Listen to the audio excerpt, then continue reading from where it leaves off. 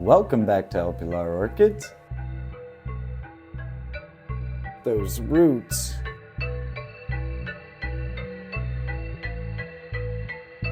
We want to make your orchid journey a little less bumpy.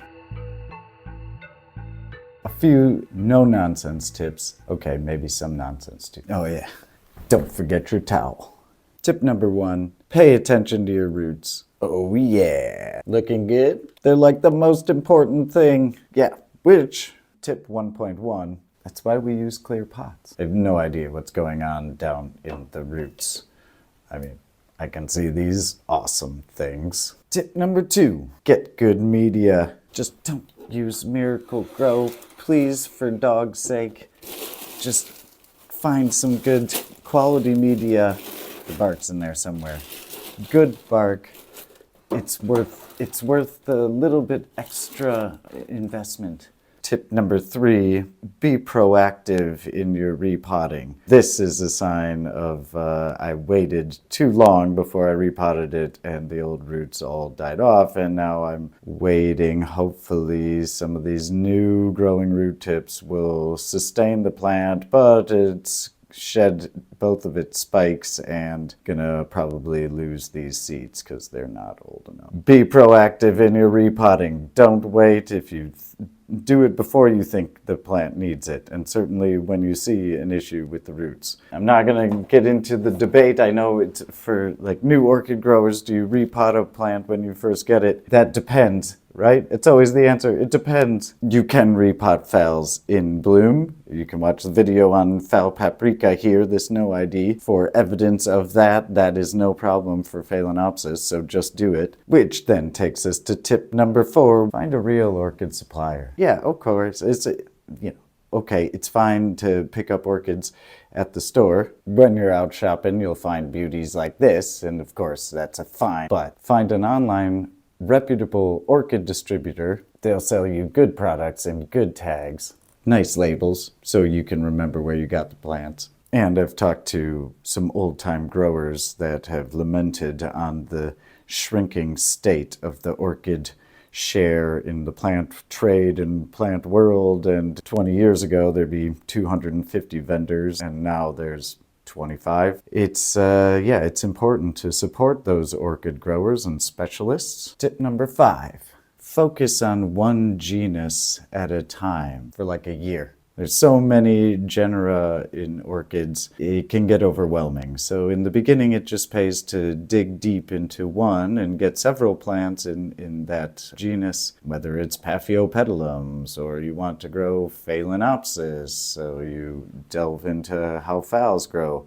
Of course, I think these are probably the easiest 2 genera to begin with if you're just starting out.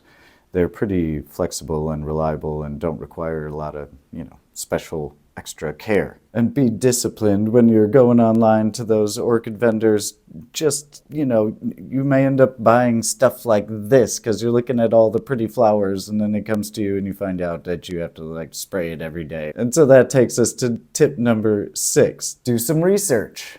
In that time with the genus of your choice, dig deep for a year, as much information as you can about that genus. And it's, of course, good to look at specific care pages online for different species or hybrids and see what they say in those summaries. But it's also good to kind of read some other sources of information like academic texts. Learning is fun. Which takes us to tip number 7, which probably should have been tip number 3, is know your watering. Learn how to water your specific orchid. Probably, again, should have been tip number 3.